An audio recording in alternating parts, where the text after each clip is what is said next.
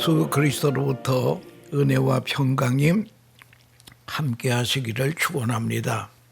오늘은 고린도후서 4장 7절에서 11절 말씀을 봉독하겠습니다.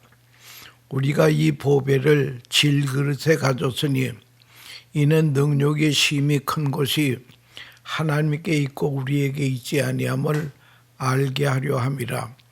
우리가 사방으로 우겨쌈을 당하여도 쌓이지 아니하며 답답한 일을 당하여도 낙심하지 아니하며 핍박을 받아도 버림받지 아니하며 거꾸로 뜨림을 당하여도 망하지 아니하고 우리가 항상 예수 죽인 것을 몸에 짊어짐은 예수의 생명도 우리 안에 나타나게 하려 함이니라. 우리가 산 자가 항상 예수를 위하여 죽음에 넘기움은 예수의 생명이 또한 우리의 죽을 육체에 나타나게 하려 함이니라. 아멘. 이 말씀을 가지고 질그릇에 담긴 보화라고 하는 주제로 말씀드리려고 하는 것입니다. 오늘 7절 말씀에 보면 우리가 이 보배를 질그릇에 가졌으니 이는 능력이 심히 큰 것이 하나님께 있고 우리에게 있지 아니함을 알게 하려 함이라고 하는 말씀이 있습니다. 오늘은 오늘날 세계적으로 인간 수명이 점점 길어지고 있는 추세에 살고 있습니다. 옛날에는 환갑을 기준으로 해서 노인을 구별했습니다. 그런데 지금은 환갑잔치 하는 것이 사라졌습니다. 얼마 전까지만 해도 제가 목회할 때에 환갑잔치 예배를 드려달라고 그렇게 초청하는 가정이 많았는데 이제는 환갑 예배 드리자고 하는 말은 아주 싹 사라지고 말았다고 하는 것입니다. 누구든지 환갑잔치 하는 사람이 없어졌습니다. 의학적으로 정확히 말하면 인간은 언제부터 늙기 시작하는가 하니 여자는 24세로부터 남자는 26세라고 발표됐습니다. 그 이상은 절대로 더 젊어질 수 없다라고 하는 것입니다. 아마 인간은 누구도 어떤 것과도 바꿀 수 없는 것이 하나 있는데 그것은 젊음이라고 하는 것입니다. 확실히 젊음은 하나님이 주신 축복의 기간이 됩니다. 우리나라의 어떤 재벌이 공개적으로 이렇게 말했습니다. 내가 모은 모든 재산 절반을 줄 테이니 내 나이를 20년만 돌려달라는 거예요. 20년만 젊게 해준다면 그 재산을 내놓겠다고 하는 그런 말을 한 적이 있습니다. 우리 모든 인간은 젊음을 오래 유지하려고 노력을 하고 있습니다. 그래서 의상 문화, 화장품 발달, 의학의 발전에 도움을 주고 있습니다. 현대 문화권의 모든 사람의 제일 큰 관심이 무엇입니까? 건강을 유지하는 것입니다. 그래서 몸에 좋다고 하는 것은 지구 끝에 가서라도 구해 먹고 만다라고 하는 그런 것입니다. 여러분, 우리 듣기 좋은 얘기 중에 하나가 무엇인가 하니 아이고 젊어 보이십니다. 저도 한국에서 목회할 때는 오늘도 젊은 종을 세워 싸우니 하면서 맨날 젊은 종을 세워 싸우니 주님이 도와달라는 거예요. 근데 미국에 돌아와서 이민 목회를 하는 중에 하루는 어느 장로님이 기도를 하시는데 오늘도 노종을 단에 세워 싸우니 주께서 붙들어 주시고 피곤치 않게 해 주시옵소서 하는 그 기도를 처음 들을 때는 깜짝 놀랐습니다. 내가 이제는 노종이 되었는가? 여러분 얼마나 충격적인지 알 수 없습니다. 여러분 늙으면 노애기가 된다는 말이 있습니다. 작은 일에도 섭섭해 합니다. 그러나 성경은 겉사람은 후패하나 속사람은 나날이 새롭다라고 하는 말씀이 있습니다. 오늘 본문에서 말하는 질그릇 비우는 그리스도인이 하나님 앞에 어떤 존재인가를 말해주는 소중한 비유입니다.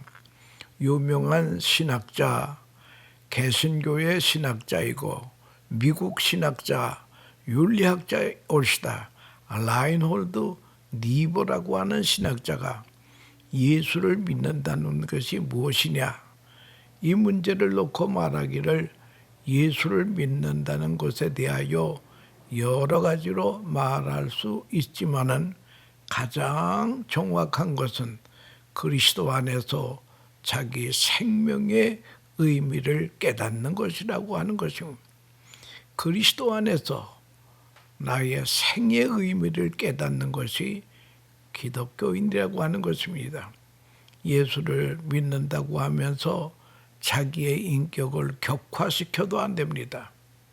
확대시켜도 안 됩니다.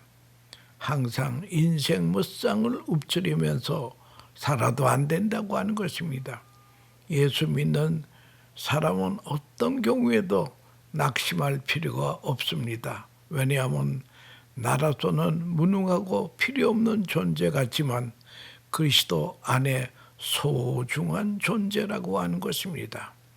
나 살리기 위해서 십자가의 피를 지불하기까지 소중한 나의 존재라고 하는 것입니다. 그러므로 우리 그리스도인은 언제나 그리스도 안에서 자기의 새로운 가치를 확실히 발견할 수 있어야 된다라고 하는 것입니다. 인간 스스로 인생이 무엇이냐 문제를 안다라고 하는 것은 그리 쉬운 것이 아닙니다. 이는 죽을 때까지 일생을 두고 풀어나가야 될 숙제라고 하는 것입니다. 그래서 어떤 이들은 세상을 떠나가기 불과 몇 시간 전에 철들은 이야기를 하는 것을 볼 수도 있습니다. 하기야 그때라도 인간이 무엇이냐라고 하는 것을 알 수 있다면 다행한 것입니다. 어떤 사람은 끝까지 인생이 무엇인지를 모르고 세상을 떠나는 불행한 사람도 많다라고 하는 것입니다. 우리가 말하는 세계관, 인생관을 말하는 것입니다. 그 인생관은 곧 내가 무엇하는 존재냐, 무엇을 결정해 주는 존재냐, 인간이란 어떤 존재인가를 대체로 세 가지 범주에서 생각해 볼 수 있습니다. 인간의 첫째는 인간의 존재를 너무 높게 평가한 나머지 인간을 신처럼 생각하는 견해입니다. 여기서 말하는 신은 하나님에 대한 존재 개념과 같은 것이라기보다는 그는 초인적인 상태의 것을 말하는 것입니다.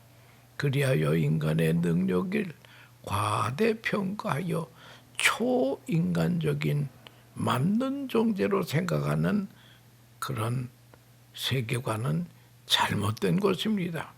인간은 결코 만능의 존재가 아닙니다. 인간이 안다면 얼마나 알겠습니까? 뉴턴이 이런 유명한 말을 했습니다. 인간이 아는 지식이란 마치 저 태평양 바닷물을 조개 껍질로 퍼서 모래 위에 붓는 것과 같다라고 하는 말이 있습니다. 오늘날 우리가 AI 시대를 살고 있지만은 AI가 만능은 아니라고 하는 것입니다. 그러므로 인간의 지식이나 능력, 심지어는 자신의 인격까지를 지나치게 과대평가하는 것은 분명히 잘못된 것입니다. 두 번째로 전자에 비해서 인간을 너무 격화시키는 그러한 인생관이 있습니다. 동물로 보는 것입니다. 그리하여 인간은 그저 자연의 한 부분으로서의 속된 동물로 생각하는 것입니다. 동물도 낳고 먹고 죽는 것이 바로 동물 아닙니까? 우리 인간을 그렇게 생각해서도 안 된다라고 하는 것입니다. 세 번째는 인간은 신과 동물 사이를 오르내리는 존재로 생각합니다. 동물의 세계에서 신의 세계로 향상해 나가는 과정에 있다고 보는 견해입니다. 그래서 소위 문명인과 야만인을 구별하고 있습니다. 야만인은 동물에 가까운 인간이고 문명인은 신에 가까운 인간이라고 그렇게 생각하고 있다는 거예요.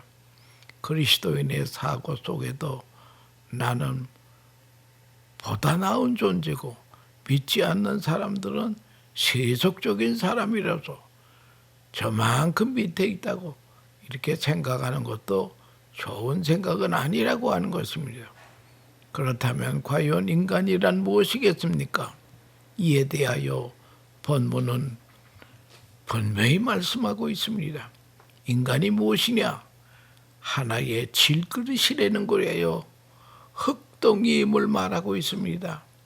인간이 무엇이냐? 너는 흙이다. 우리는 이 사실을 잊지 말아야 됩니다. 인간은 본래 흙으로 만들어진 존재의 올시다.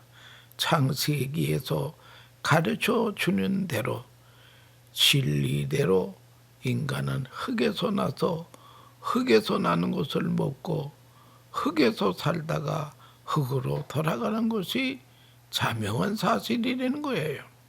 그러므로 저는 많은 돈을 들여 무덤을 장식하는 이라는 것을 볼 때에 좋게 생각하지 않습니다. 아무래도 속은 속어서 흙으로 돌아가기 마련입니다. 그런데 밖을 굉장히 꾸며놓고 그게 못하자는 것입니까?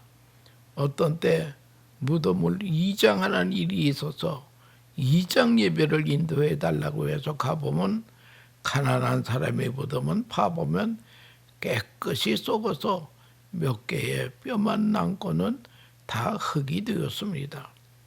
그런데 두꺼운 관을 쓰고 굉장히 치장한 부잣집 무덤을 보면 시신이 아직 썩질 않았어요. 이로 인하여 매우 흉하고 불쾌한 기분이 듭니다.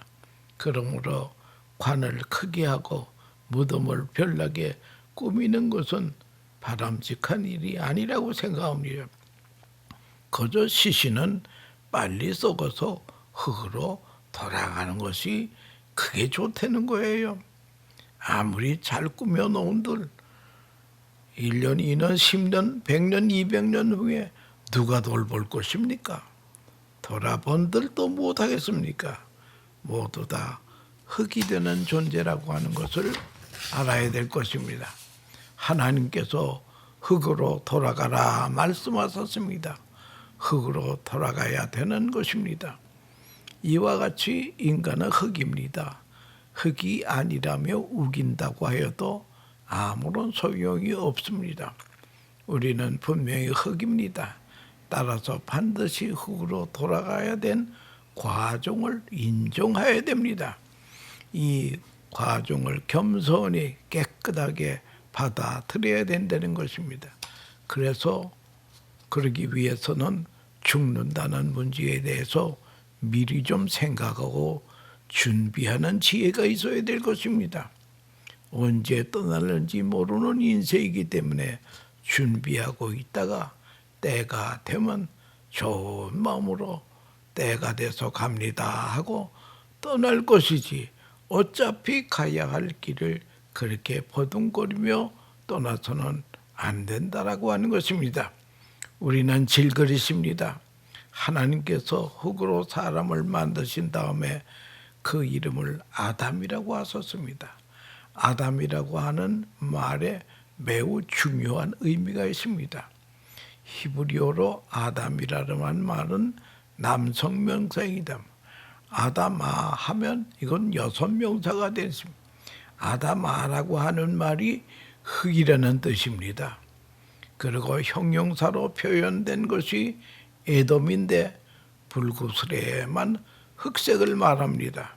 그래서 우리도 잘 알고 있는 이야기인 히브리 사람들의 농담 섞인 전설에 의하면 하나님께서 흙으로 사람을 빚으신 다음에 그걸 구운 결과 처음 구운 것은 너무 빨리 드러내서 하얗게 되었다는 것입니다. 그게 백인이라는 거예요.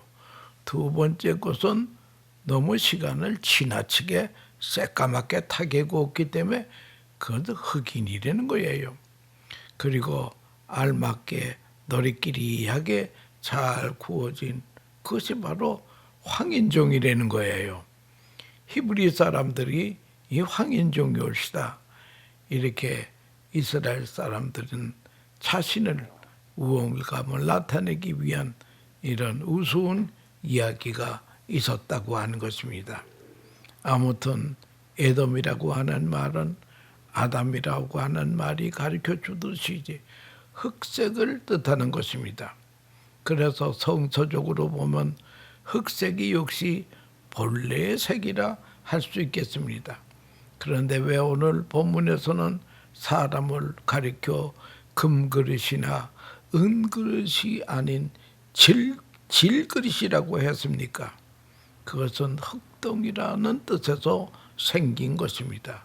흙으로 만들어져서 흙으로 돌아가는 것입니다.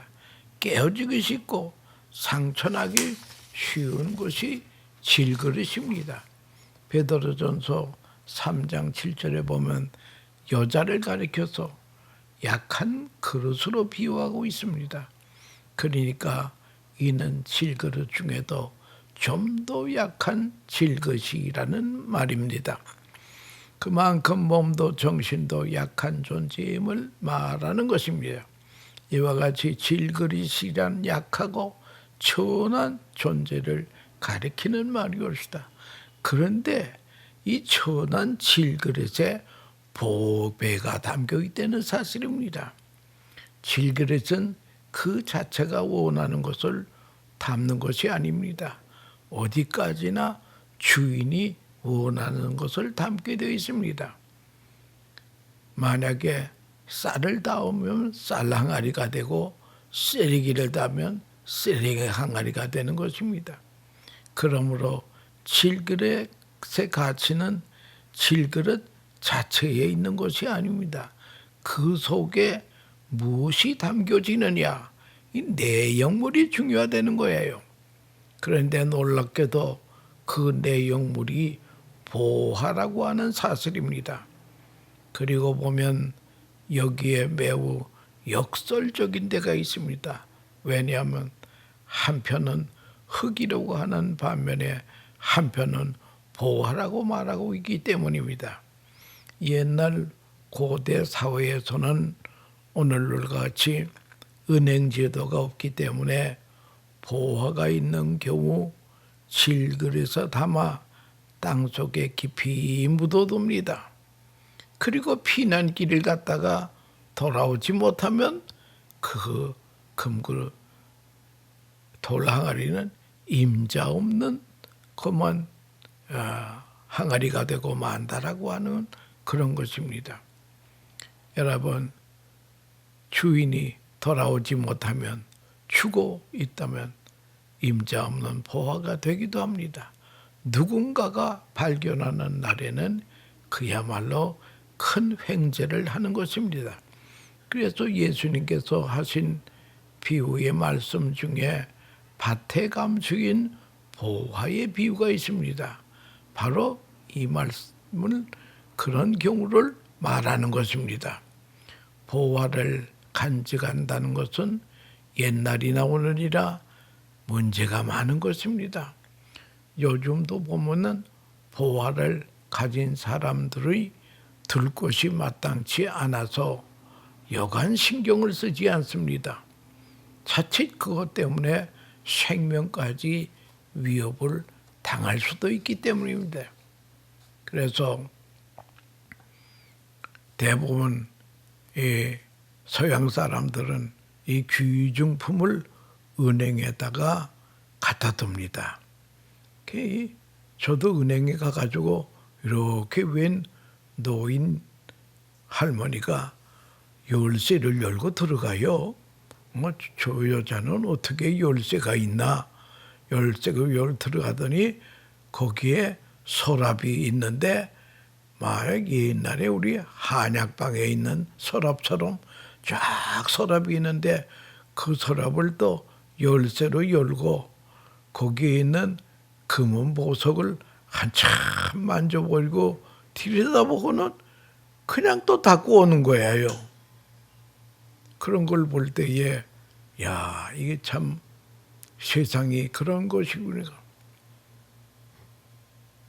세상이 그렇게 그 보화가 있다고 해서 행복한 것은 아니로구나 하는 그런 생각이 듭니다. 차라리 그럴 바에야 백화점에 짓눌린 금은 보화를 보는 게 그게 더 낫지 않겠습니까? 어차피 우리가 가져가지 못할 보화일세. 왜냐하면 어차피 우리가 아득한 옛날에는 보화를 질그릇에 담아서 보관했던 것입니다. 이제는 다시 한번 생각해 보십시다. 여기 하나의 질그릇입니다. 질그릇은 값이 나가는 것이 아니에요. 그 속에 보화가 있습니다. 그렇다면 그것은 굉장한 값어치를 갖게 되는 것입니다. 담겨진 보화 때문입니다. 질그릇 자체는 값이 없지만 담겨진 보화 때문에 질그릇까지 귀하게 된다라고 하는 그런 것입니다. 여러분, 질그릇은 어디까지나 질그릇일 뿐입니다. 보화가 되는 것이 아니에요. 보화에 속했다고 질그릇이 보화 있는 착각을 해서는 안 된다는 거예요. 보화에 의한 자기 평가를 솔직히 할 수 있어야 됩니다. 깨지기 쉬운 질그릇 같은 인생이지만 이 속에 그리스도의 생명이, 그리스도의 구원이 담겨져 있다면 이것이 진짜 질그릇에 담긴 보화라고 하는 것을 우리가 확실히 알아야 될 것이라고 하는 것입니다. 그 속에 보화가 없는 빈 질그릇은 아무런 가치가 없습니다.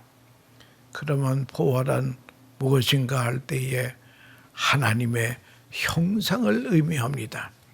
창세기 볼 것 같으면은 하나님께서 우리 인간을 지으실 때 자기 형상대로 하나님의 형상대로 지으셨다고 하는 것입니다. 이 하나님의 형상이 무엇이냐? 이게 볼 것 같으면은 성경에 보면 의의 형상, 거룩의 형상, 지식의 형상으로 되어 있다는 거예요. 그런데 이 귀한 거룩한 형상이 인간이 죄를 지음으로 말미암아 그 현상이 손상을 입게 되었습니다.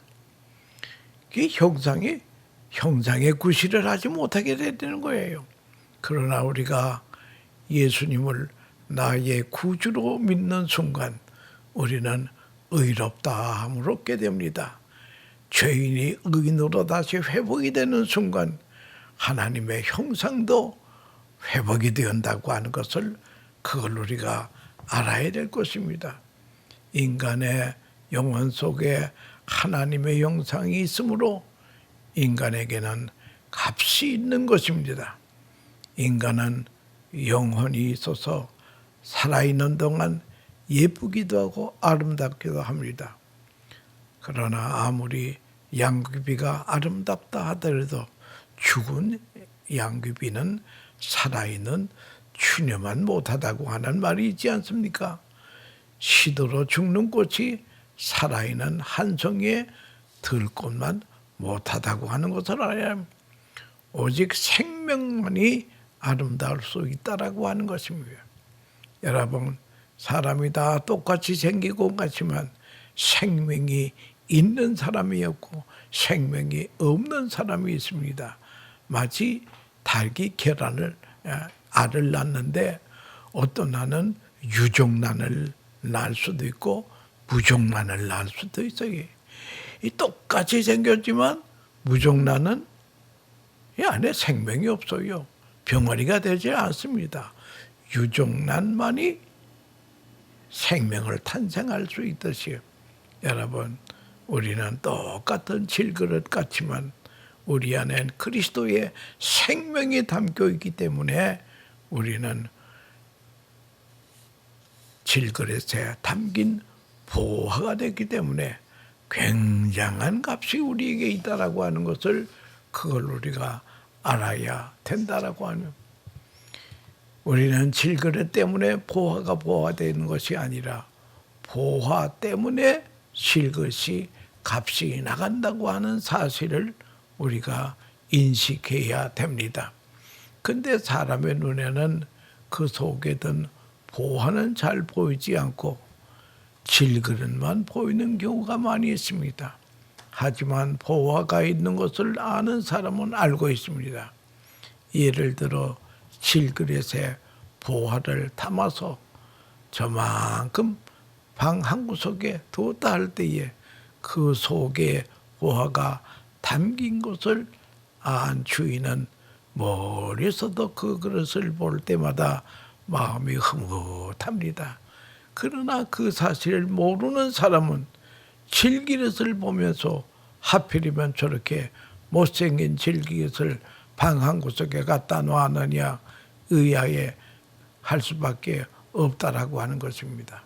그러므로 내가 나를 평가하거나 내가 남을 평가하거나 평가의 기준은 언제나 그 속에 보화가 있느냐 없느냐에 달렸다고 하는 것입니다.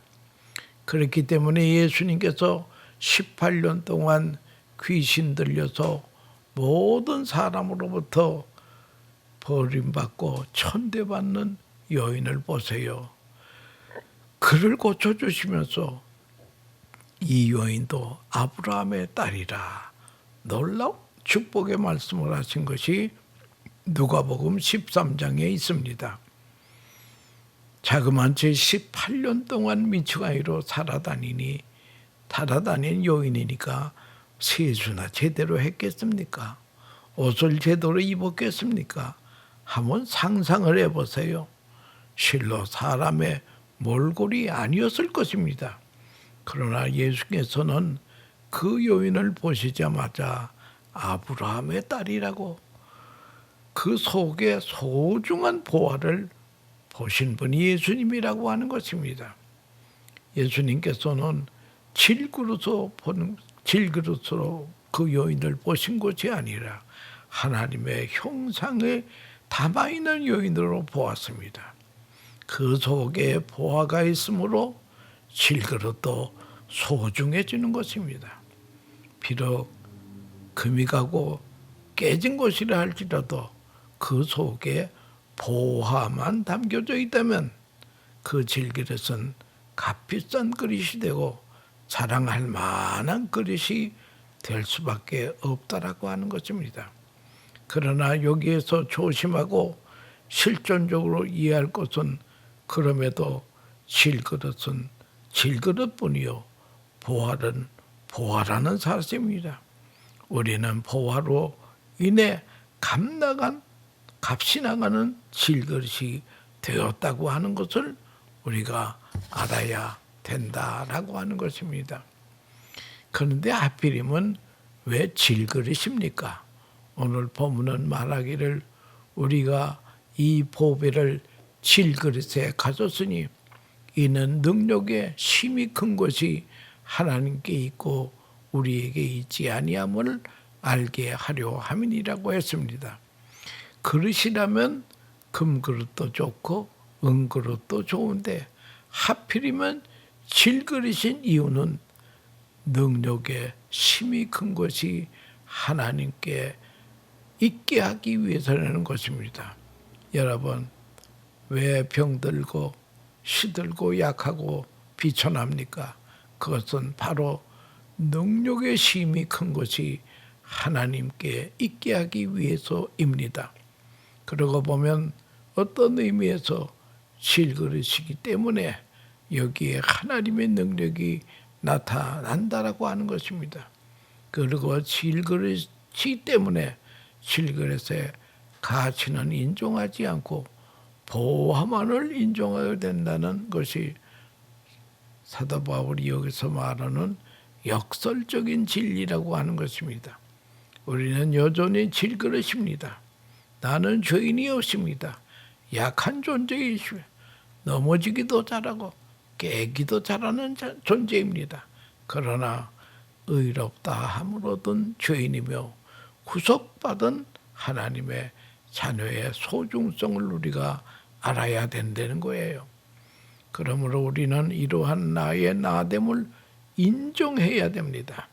사도 바울은 입버릇처럼 강조한 것이 우리는 그리스도의 피로 산 존재인 만큼 그 소중함을 비길 데가 없습니다. 여러분, 우리가 물건을 살 때에 100불짜리는 100불 가치가 있어서 100불을 지불하고 물건을 사지 않습니까?